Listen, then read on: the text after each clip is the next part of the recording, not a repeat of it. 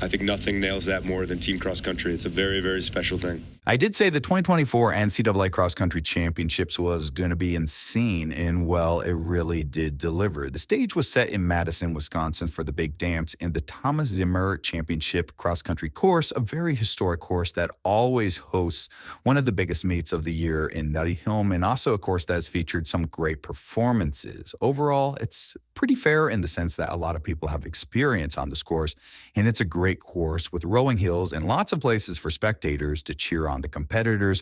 We'll be breaking down everything that happened in both races, both on the individual and team side of things, because yes, one of the biggest things about cross country is being able to go out there and run individually as a competitor while helping your team as part of a collective effort. As great NAU coach Mike Smith said here, competing is the heart of the sport, and this is the purest sport on earth. And so I think nothing nails that more than team cross country. There's nothing quite like this very pure, keen sport. With that being said, let's first look at what went down in the women's race individually first, because while the team aspect of cross country is truly unique, I also think there's nothing quite like an individual champion in what is one of the most competitive events out there, with all the best distance running talent in the NCAA going at it.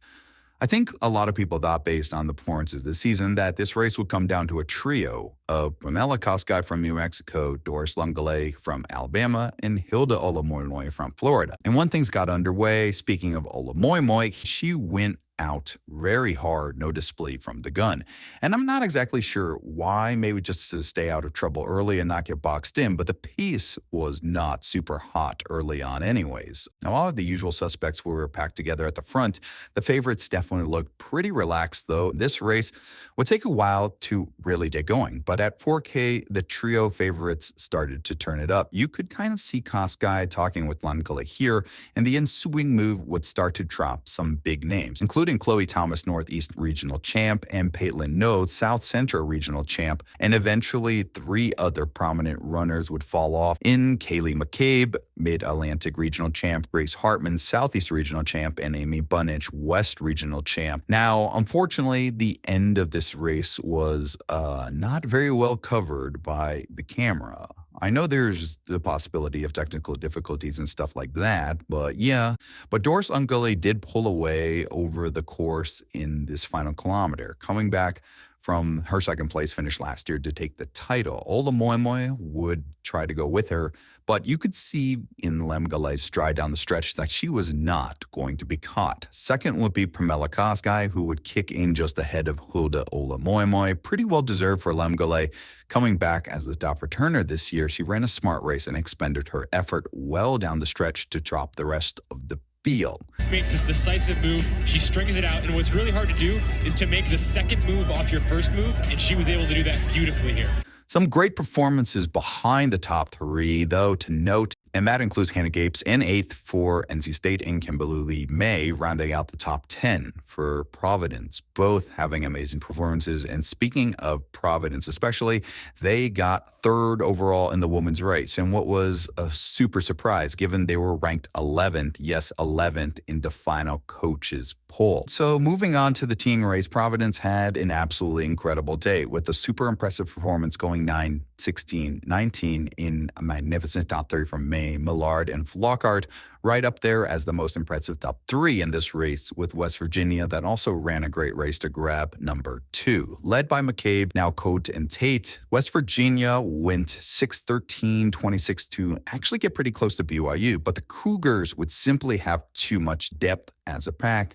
But let's see Halliday Lowry leaving Kauai. BYU got all 5 of their runners in above the top 50 in scoring, and that was simply something no other team in this meet could match. All the top 7 did very well for BYU, and this really was a team that deserved the title. And this was redemption for what happened last year. BYU, as we said, they come in number 1. Last year, they kind of balked, finished 14th. As coach Deja Taylor said, my message to the team after that was just when a caterpillar thinks the world is ending, she becomes a butterfly. This team has now become a butterfly. Now moving on to the men's individual race, we had a lot of guys going into this meet with a shot of the title, although notably mountain region champ Solomon Kipchoge from Texas did not start, so the 59-minute half marathon runner was out. But there were still plenty of contenders for the men's title, and given the men's race is 4 days longer than the women's race, there's plenty of time for things to unfold. And that's what we kind of saw, as things didn't go out super hot with the Arkansas runners, Patrick Kiprop and Karana Yango doing some of their early work. Before the mile, Evans Karui, the WSU runner who won the West Regional, essentially soloing the whole thing, began to hit the front. And over the course of the next few Ks, he began to inject some pace into this race. However, this race was still kind of bunched up, and things would only really start to change when there was a fall just around 5K. You never want to see that happen, and some guys decided to string things out more, led by Ernest Chariot of Texas Tech. Also, Hopton Samuel lost his shoes, so he was running half the race with only half a pair of shoes. Crazy.